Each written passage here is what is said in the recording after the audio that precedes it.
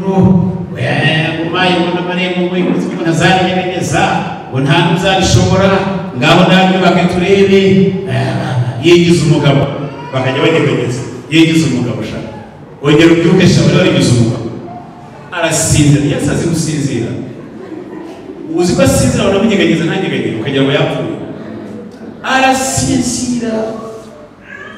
arasinzira ugasenga ukibaza ukanisubiza wajya kumva Yesu ndabizi ko utabivuze ariko yasinziriye yabwiwe ukavuga ariko Yesu nakurira dore ko babigende dore ko bakoze dore wangije dore uko nyine aguruba ntabwo yumva yasinziriye. Haleluya. Iyo kwisinziriza ubukwe bw'Ikana y'Imbere noneho Mariya aza kumukamura yicaye mu none nawe y'igihe aramukoma arazamumura abantu bari bataramumenya aramukoma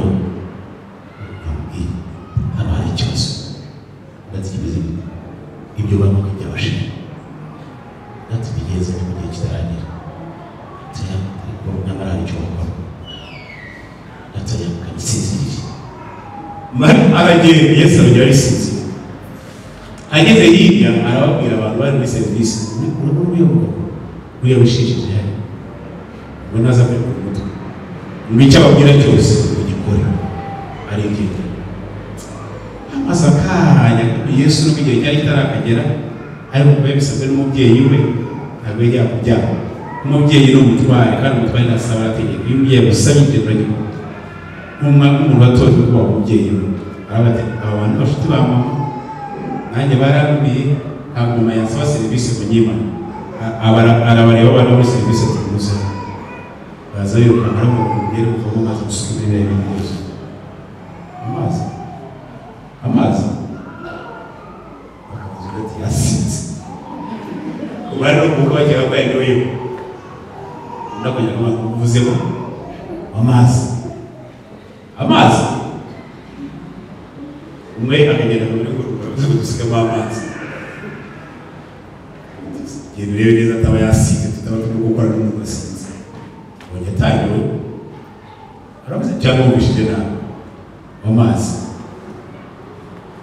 undi akabwira undi barabwira nongeza tuti undi atari kumwibuke uriya mubyeyi kandi mama we yavuze ko icyo tugira cyose tukikora n'ubundi nta nzoga dufite ngo turashyiramo reka dusigemo amazi n'abatubaza tubabwire ko turimo turoza ibibindi basuze hari uburyo akora ikintu itacyemera agashakira urubinde kandi uri bukubaze niba tubaza niba bakuzi ko bamazi turimo turabyoza neza cyane babonye inzoga zashizemo bo bashyizemo amazi yo kukoza ko ntabwo bari bizeye ibiri bubeho ariko ko baze guhakana bagateka tubikore tumwikize uza akarasukamo akarukamo kugira amazi undi akongera agasukamo bimaze kuzura bakarabwira ngo amazi ibyo tugiye turabikoze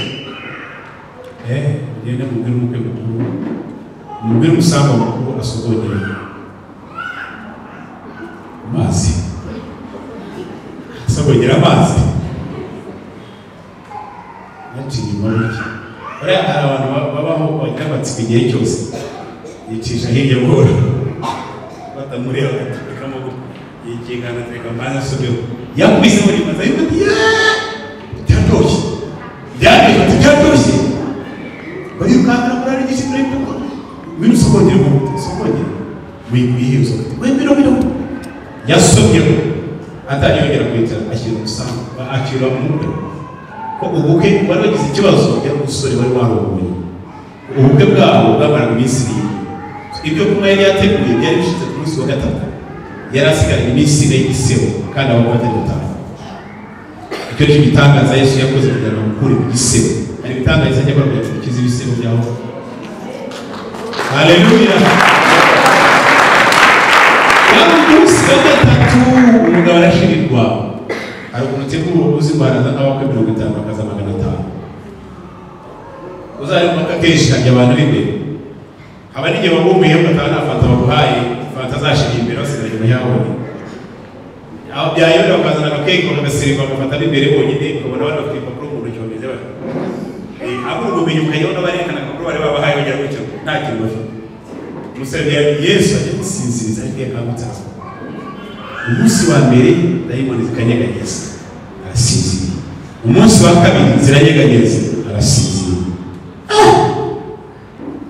barazabwira Satani bose urakomeye kabisa urakomeye za ntwaro bazi iminsi ukura zakoze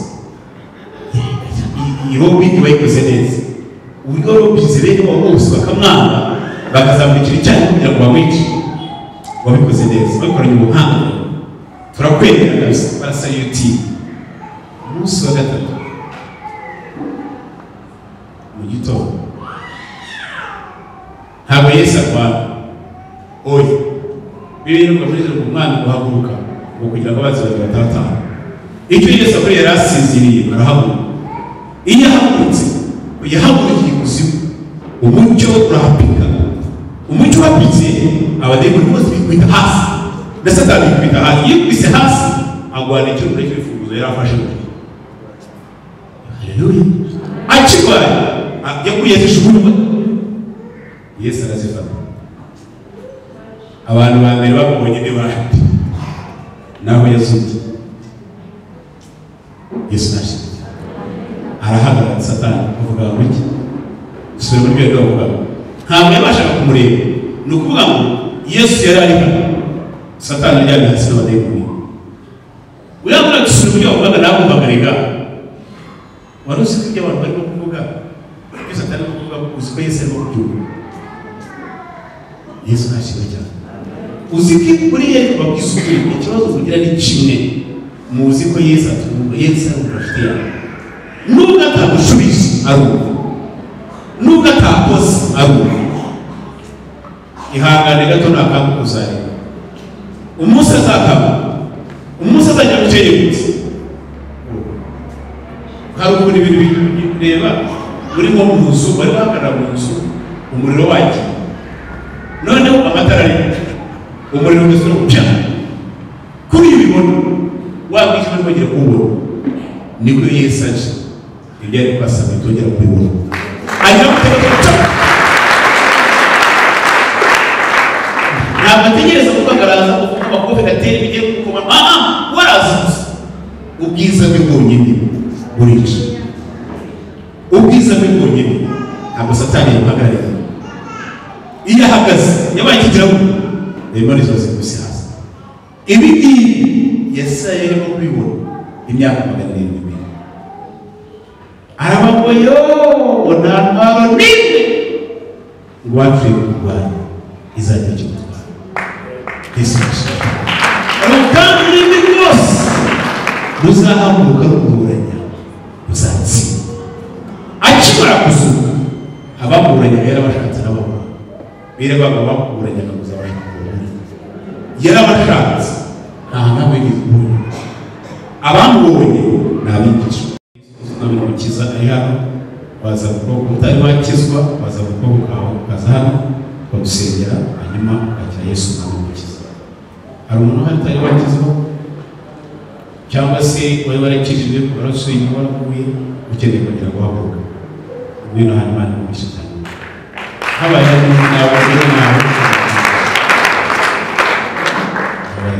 ngwino nawe hari undi uhari ngwino nawe Imana imugishe cyane n'undi muntu uri hano wari warasuye inyuma wari warakuye cyangwa se utari wakizwa utarigeze wakira Yesu Kristo n'Umukiza utambuke muze hano Yesu arahari kandi aracyakiza aracyafite n'ubutakaza karibaza muze hano aracyari uko yari ari muri musirikare uko yakizaga muri musirikare kiza imirimo yakoraga buri munsi abasha gukora n'irenzeho iyo aracyari uko yari ari nako akiyongeza uyu munsi Yesu n'ubuzima Yesu wacu n'ubuzima hari abantu bari bafite imanza zo kuburana mu gihe mpamvu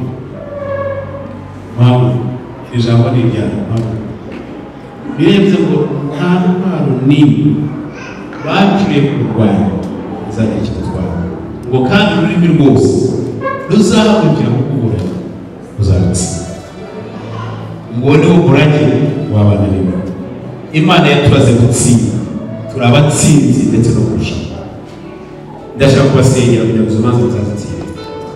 Uwiteka azababurana kuko uzaba ari guhura aho Imana nyir'ijuru izaburana. Imana iri ijambo ryayo ikarisohoza izababurana. Kwebwe rero ngo ndinde ijambo ryanjye risohoza. Imana yasezeranyije nyir'ijuru izababurana. Abasabe umugisha mutavuge muza.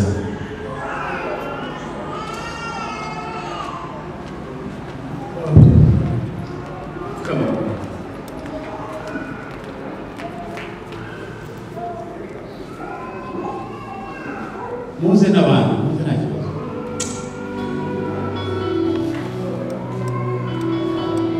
Abavuga ingurane ibyo babanyaze, abahohoteye, abatwaye ibyanyu, abandi bafite uburenganzira bakabitwara. Imana ijya iburanira abayo, Imana ijya iburanira abayo, muze icyo banyaze wese mwumva urubanza rwa nta ngingo. Satani yakoze ibishoboka byose kubibona nta ngingo n'imwe yakurengera. Nta hantu ubona waca wiregura. Hari ibinyoma bisize, hari ibinyoma by'ibimenyetso bigaragara neza. Igihe bakuru ba Yosefu batwaye ikanzu ye bakayishyira papa we, yari ikimenyetso kigaragaza ko yapfuye, kandi kuko na se ariko ubona yapfuye. Umwenda wawutwanyaguje, bawusize amaraso, urasa nabi, baravuga ati kweli, aravuga ati inyamaswa y'inkazi yamuriye. Kumbi cyari ikinyoma, ntabwo dufite ibimenyetso bigaragara. Hari abantu bafite ibinyoma ariko bashatse ibimenyetso barabisingiriza kugira ngo bizagaragare ukuri. Urwo rubanza uyu munsi kuri iyi saha upfukamye hano, Imana yarabishyikirije irangiza urwo rubanza mu izina rya Yesu. Data, mu izina rya Yesu ndakwereka abana bawe bapfukamye imbere yawe Mana, bafite imanza n'ibihe byose ku mucamanza w'ukuri, urenganura abarengana. Mwami ndakwinginze, ohereza abamarayika bawe bace n'urubanza, bace zino manza n'izina rya Yesu Kristo.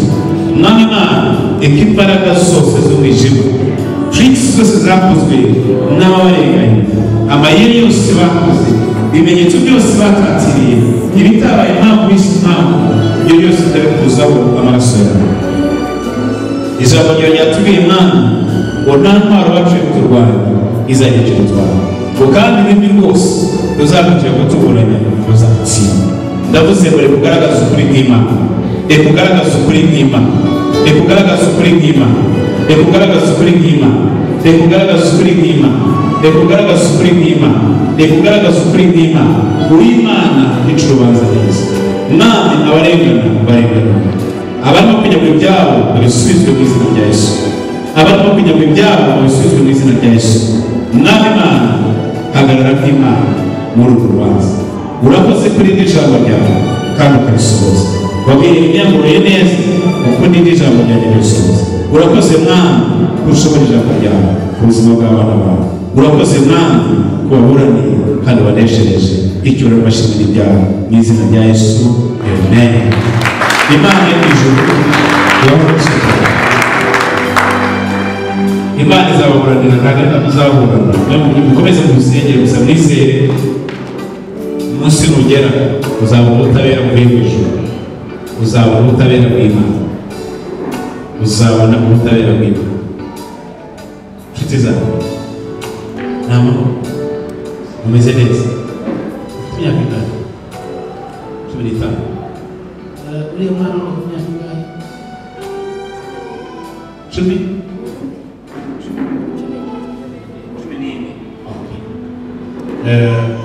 Hari abandi barakikosura inyuma cyangwa ntabwo bataragera barakijijwe gusubira inyuma.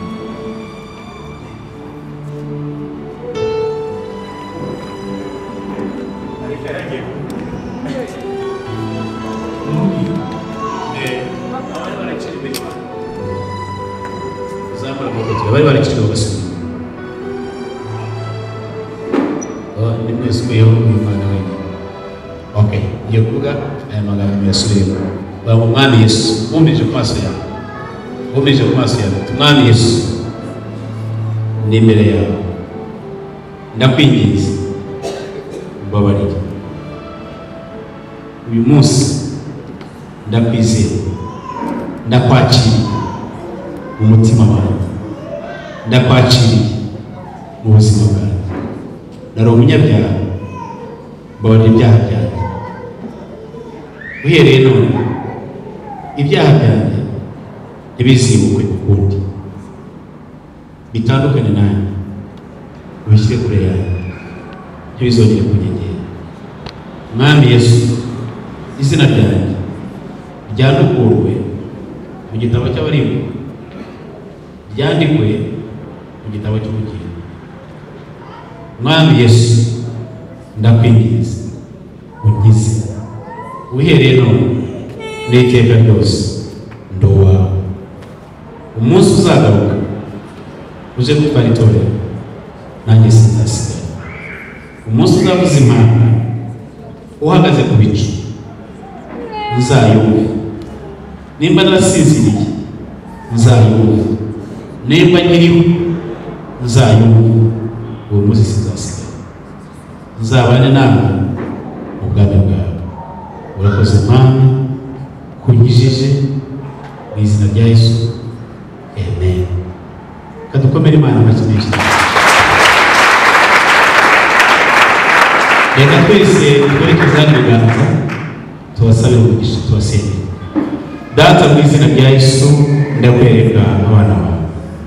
Mwami Imana, Satani yari yaratwaye, yarabagize imbaho, yari yarabahwesheje ibyaha, yarabasikiye mu isi y'ibyaha.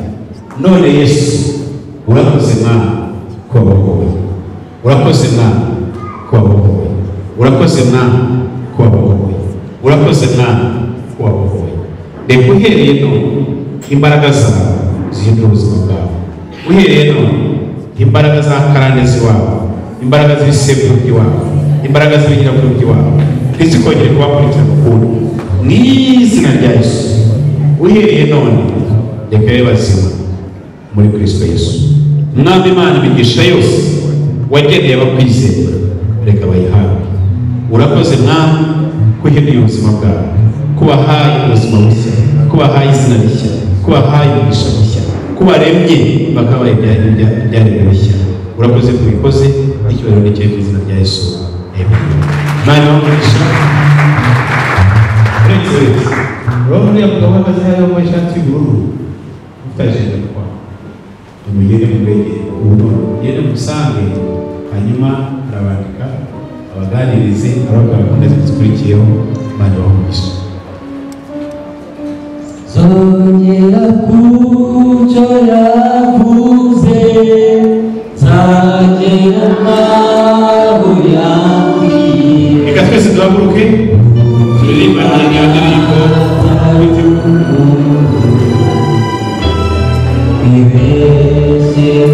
Imana si umuntu ngo ibeshye, ibyo yavuze no kubikora izabikora. Reka dusengane isengesho rigufi, tubwire Imana ngo ntabwo kubeshye, tubwire Imana ngo ibyo wasezeranyije no kubikora uzabikora. Uciye imbere y'Imana, uzamuye amaboko yawe, uririmba iyo ndirimbo, wizera Imana, wibwira ngo Imana ibyo wavuze no kubikora uzabikora. Ndabizi wakoze ibya mbere, niba yakora uzabikora.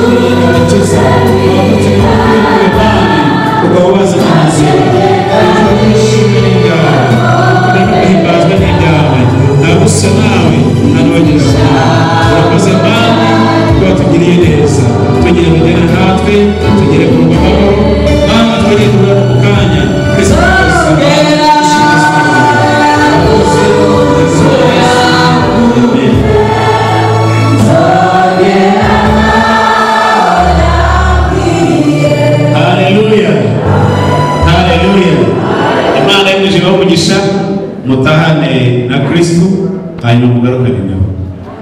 Mukanya muzi gucana umuriro hano tubatwike, hanyuma hasheko. Hari teri ngo hahiwe, natwe turahatwika hasheko. abadayimoni bibashyeho, hanyuma Imana yacu yigaragaze nk'Imana. Ababishoboye kugera mu giterane mugereyo, nibitabakundira mugende muruhukanye, duhure hano mu kanya mugoroba saa 12 y'imbazi. Imana ibahe umugisha cyane.